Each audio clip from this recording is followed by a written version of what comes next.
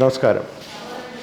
എൻ്റെ അടുത്ത് പല ആളുകളും, ഇവിടെ മാത്രമല്ല നമ്മുടെ ഇന്ത്യ മുഴുക്കയും ഉള്ള ആളുകൾ എൻ്റെ അടുത്ത് ചോദിക്കാറുണ്ട്, ഡോക്ടർ, ഈ വളർത്തു നായ്ക്കളെ കൊണ്ട് നമുക്ക് സഹിക്കാൻ പറ്റുന്നില്ല.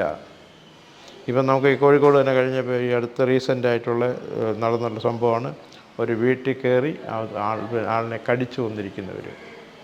പക്ഷേ ഇതിനൊരു പ്രതിവിധി ചെയ്യേണ്ടതെന്ന് പറഞ്ഞു കഴിഞ്ഞാൽ, ഇത് ഇവരുടെ ഗ്രോത്ത് കൺട്രോൾ ചെയ്യുക ഒന്ന്.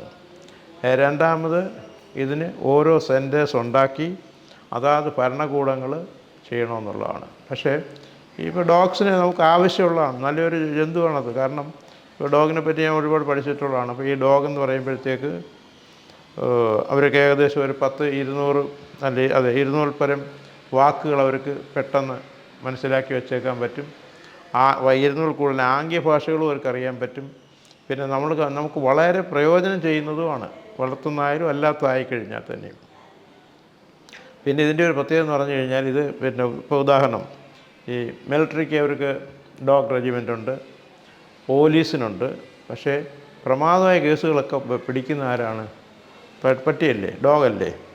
അപ്പോൾ അവൻ്റെ അതായത് നമുക്ക് കാണാൻ പറ്റാത്തതും നമുക്ക് സ്മെല്ല് ചെയ്യാൻ പറ്റാത്തതും കേൾക്കാൻ പറ്റാത്തവരും എല്ലാം ഈ ജീവികൾക്ക് കേൾക്കാൻ പറ്റും. അവർ മനുഷ്യനേക്കായി ചില കാര്യങ്ങൾക്ക് ബുദ്ധിപരമാണ്. അപ്പോൾ ഞാൻ തമാശയായിട്ടെങ്കിലും നമ്മുടെ ഇവിടെ പോലീസ് ഓഫീസേഴ്സൊക്കെ ഡോക്ടർ സാറേ അങ്ങനെയാണെങ്കിലേ ഇവർക്കല്ലേ കേസ് പിടിക്കുന്നത്. അപ്പോൾ പട്ടി പോലീസിൻ്റെ ജോലിയല്ലേ ചെയ്യും. അപ്പോൾ യഥാർത്ഥ പോലീസുകാരാ ഡോക്ടറെ, അത് അവർ പോലീസുകാർ തന്നെയാണ്. നമ്മളവർ സല്യൂട്ടൊക്കെ കൊടുത്തിട്ടല്ലേ അവർ അഴിച്ചിടക്ക് കൊണ്ടുപോകുന്നു. അവർ ഇന്ന സ്ഥലത്ത് തന്നെ ഉണ്ടെന്ന് പറഞ്ഞു കഴിഞ്ഞാൽ പിന്നെ നമ്മളവിടെ നോക്കിയാൽ കൂടുതലും ചെയ്യണ്ട. ഇപ്പോൾ പല ക്രിമിനൽസിനെയും കൊണ്ട് നിർത്തിയിട്ട് അവർ പറഞ്ഞു കഴിഞ്ഞാൽ ഏതെങ്കിലും ഒരു ചെറിയൊരു എവിഡൻസിന് അവർ കിട്ടിക്കഴിഞ്ഞാൽ കറക്റ്റ് ആളിനെ തന്നെ കിട്ടും. അപ്പോൾ അവർക്ക് സമയം ലാഭിക്കുക, എല്ലാം ചെയ്യാം. പിന്നെ നമ്മൾ വീട്ടിലവനെ വളർത്തുന്നത് കൊണ്ടുള്ള ഗുണമെന്ന് പറഞ്ഞു കഴിഞ്ഞാൽ, ഇഴജന്തുക്കളെ അവൻ പിടിക്കും, അല്ലെങ്കിൽ വാണിംഗ് ചെയ്യും. പിന്നെ കള്ളന്മാരുടെ ഏറ്റവും വലിയ ശത്രു എന്ന് പറഞ്ഞു കഴിഞ്ഞാൽ പട്ടികളാണ്. പക്ഷേ ഇവിടെ ഞാനിപ്പോൾ തിരുവനന്തപുരത്താണ് താമസിക്കുന്നത്. ഇവിടെ സ്ട്രീറ്റ് ഡോഗ്സ് യഥാർത്ഥത്തിൽ ഇല്ല. ഈ സ്ട്രീറ്റ് ഡോഗ് എങ്ങനെ ഉണ്ടാകുന്നു എന്ന് പറഞ്ഞു കഴിഞ്ഞാൽ, ആളുടെ വീട് മാറുമ്പോഴത്തേക്ക് നമ്മൾ ഓമനിച്ച് നല്ല കൊച്ചുങ്ങളെപ്പോലെ പരിപാലിച്ചിട്ടുള്ളതിന് റോഡിൽ ഇറക്കി വിട്ടിട്ട് അങ്ങ് പോകും. ഇപ്പം ഞാൻ തന്നെ ഇവിടെ അവർക്ക് ഈ ഭക്ഷണമൊക്കെ കൊടുക്കുന്നുണ്ട്, തെരുവ് നായ്ക്കൾക്ക്. അപ്പോൾ നമ്മൾ അതിനെ സെൻസിറ്റീവ് ചെയ്തിരിക്കണം. കാരണം ഇത് അവരുടെ സ്വഭാവം നമുക്ക് മനസ്സിലാവണം, ഒന്ന്. രണ്ടാമത്, നമ്മൾ ഏതെങ്കിലും ഒരു ദിവസം ഫുഡ് കൊടുത്തിട്ടുണ്ടെങ്കിൽ അവർ നമ്മളെ മരിക്കത്തില്ല. പക്ഷേ ഇതൊക്കെ അതിൻ്റെ മെരിസുകളാണ്. പിന്നെ മെരിസ് എന്ന് പറഞ്ഞു കഴിഞ്ഞാൽ, ഈ പട്ടികൾക്ക് രോഗം വന്നു കഴിഞ്ഞാൽ അതിന് പ്രോപ്പർ ട്രീറ്റ്മെൻറ്റ് കൊടുക്കുക എന്നുള്ളതാണ്. പിന്നെ അതുപോലെ തന്നെ സിവിയറായിട്ട് വന്നു കഴിഞ്ഞാൽ, ഇപ്പോൾ ഉദാഹരണം അതിന് സ്കിൻ ഡിസീസ് വരും. മനുഷ്യനുണ്ടാകുന്ന എല്ലാ സോക്കേടും എല്ലാ മൃഗങ്ങൾക്കും വരും. അതായത് എയ്ഡ്സ് ടു ക്യാൻസർ. അപ്പോൾ അത് പ്രധാനമായിട്ട് ചെയ്യേണ്ടതെന്ന് പറഞ്ഞു കഴിഞ്ഞാൽ ഭരണകൂടങ്ങളാണ്.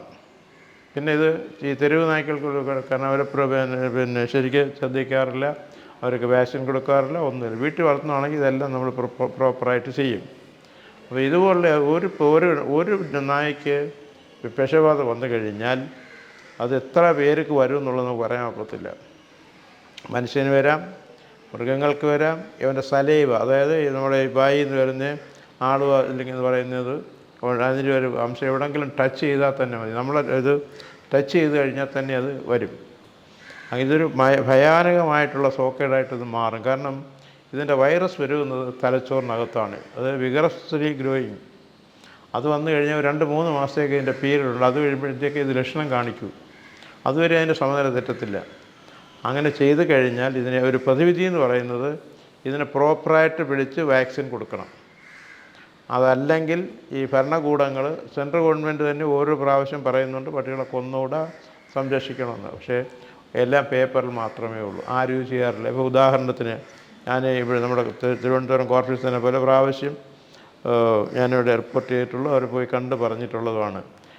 ഇതിന് ഓരോ ഷെൽട്ടർ ഉണ്ടാക്കുന്നത് വലിയ ബുദ്ധിമുട്ടുള്ളതൊന്നുമല്ല. ഇവർ ഈ ചവറെടുക്കുന്നതിന് പൈസ കൊടുക്കുന്നുണ്ട്. അങ്ങനെ കോർപ്പറേഷൻ എന്തുമാത്രം പൈസ ഇതിനെല്ലാം കൊടുക്കുന്നു. ഒരു വീട്ടിൽ നിന്ന് ഒരു മാസത്തേക്ക് 5 രൂപയോ 10 രൂപയോ വെച്ച് വാങ്ങിച്ചു കഴിഞ്ഞാൽ ഇതിനെ എവിടെയെങ്കിലും നല്ല സുഖമായിട്ട് താമസിപ്പിച്ചിട്ട് അവർക്ക് ആവശ്യമുള്ള ഫുഡ് കൊടുക്കാം. ഈ പട്ടി സ്നേഹികൾ ധാരാളം ഉണ്ട്. പിന്നെ എന്ന് പറഞ്ഞാൽ മൃഗസ്നേഹികൾ. നമുക്ക് മൃഗങ്ങളില്ലാതെ പറ്റത്തില്ലല്ലോ. ഇപ്പോൾ നമ്മൾ പശുവിനെ വളർത്തുന്നു, കോഴിയെ വളർത്തുന്നു, ആട്ടിനെ വളർത്തുന്നു. അപ്പോൾ ഇതെല്ലാം മനുഷ്യന് ആവശ്യമാണ്. അപ്പോൾ പട്ടിയുടെ ആവശ്യമാണ്. അപ്പോൾ ഇവർക്ക് ഓരോ സെൻറ്റേഴ്സ് ഉണ്ടായി കഴിഞ്ഞ് കഴിഞ്ഞാൽ ഇതിനെ ഇഷ്ടപ്പെടുന്ന ഇവിടെ ജോലി ചെയ്യാൻ ആളുകളും ധാരാളം ആളുകളുണ്ട്. അപ്പോൾ അവർക്കെല്ലാം ജോലിയാവും, പൊതുജനങ്ങൾക്കെല്ലാം പ്രൊട്ടക്ഷനും ആവും. അപ്പോൾ ഞാൻ ഇത്രയും പറഞ്ഞെങ്കിൽ തന്നെയും ഇത് നമ്മുടെയും കൂടെ ഒരു ഉത്തരവാദിത്വമുള്ളതാണ്. അത് പിന്നെ ഗവൺമെൻറ് സ്ഥാപനങ്ങൾ, കോർപ്പറേഷന്, പഞ്ചായത്തുകൾ, ഇവരൊക്കെയാണ് അതിന് ഇനിഷ്യേറ്റീവ് ചെയ്യേണ്ടത്. അല്ല കടിച്ചു വരുമ്പോഴത്തേക്ക് പിന്നെ അത് നമ്മുടെ കുഴപ്പം കൊണ്ട് തന്നെയാണ് പട്ടി നമ്മളെ കടിക്കുന്നത്. പിന്നെ അത് മാത്രമല്ല, വെറുതെ കിടന്നുറങ്ങുന്ന പട്ടിയെ ചുമ്മാ ഉപദ്രവിക്കും. അപ്പോൾ ഉപദ്രവിച്ച് കഴിഞ്ഞാൽ പ്രതികരിക്കുമല്ലോ. പക്ഷേ മനുഷ്യനെ പോലെ അപകടകാരിയാൻ വരുന്നില്ല. കാരണം മനുഷ്യനെ പോലെ തോക്കുണ്ടാക്കിയോ കത്തി ഉണ്ടാക്കിയോ അല്ലെങ്കിൽ മയക്കുമരുന്നൊന്നും ഉപയോഗിക്കുന്നില്ല. അതിന് ആഹാരത്തിന് വേണ്ടിയിട്ടാണ് ചിലപ്പോൾ ഇങ്ങനെ ആളുകൾ പോകുന്നത്.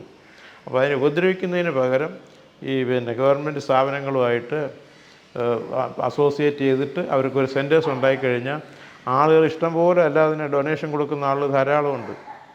അപ്പോൾ എല്ലാവർക്കും സേഫാണ്, നമുക്ക് സേഫാണ്, കുട്ടികൾക്ക് സേഫാണ്, എല്ലാ ആളുകൾക്കും സമൂഹം മുഴുവൻ സേഫാവും. അവരിൽ നിന്നും ഇനി സോക്കേട് വരുത്തുമില്ല. അപ്പോൾ ഇവിടെ തന്നെ പല സെൻറ്റേഴ്സുണ്ട്, ഗവൺമെൻറ്റിൻ്റെ രീതി നടത്തുന്നതൊക്കെ ഉണ്ട്. ഇപ്പം പീപ്പിൾസ് ഫോർ ആനിമൽസ് എന്നുള്ള അസോസിയേഷൻസൊക്കെ ഉണ്ട്. അതിനുവേണ്ടി വളർത്തിയിട്ട് അതിന് ഗ്രാൻറ്റ് കൊടുക്കുന്ന കോടിക്കണക്കിന് ഗ്രാൻറ്റ് വാങ്ങിക്കുന്നവരെ എനിക്കറിയാം.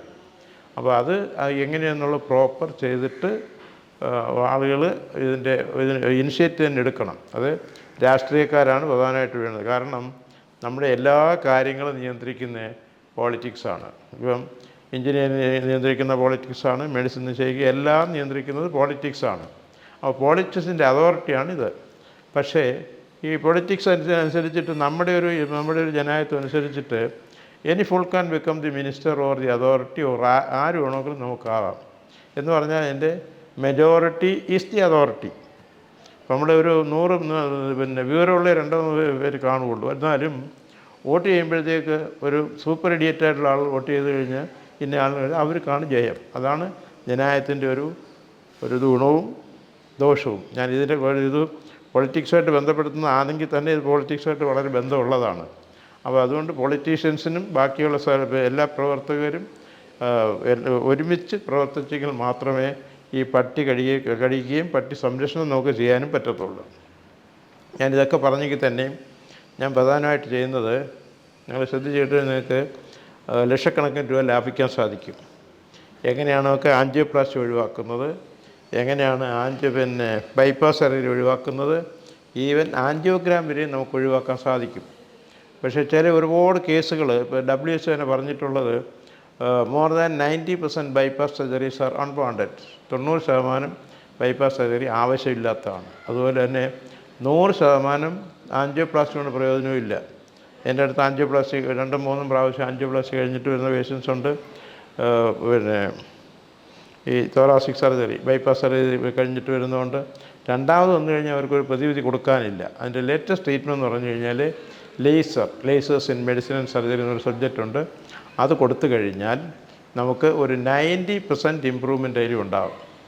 ഒരു 50 ഇമ്പ്രൂവ്മെൻ്റ് ഉണ്ടാകുമ്പോൾ തന്നെ ഒരു നോർമലായിട്ട് ചെയ്യും. അപ്പോൾ ഇതേപ്പറ്റി കൂടുതൽ അറിയുന്നതിന് എന്നെ വൈകിട്ട് ഒരു 7 മണിക്ക് ശേഷം കോൺടാക്റ്റ് ചെയ്യാവുന്നതാണ്.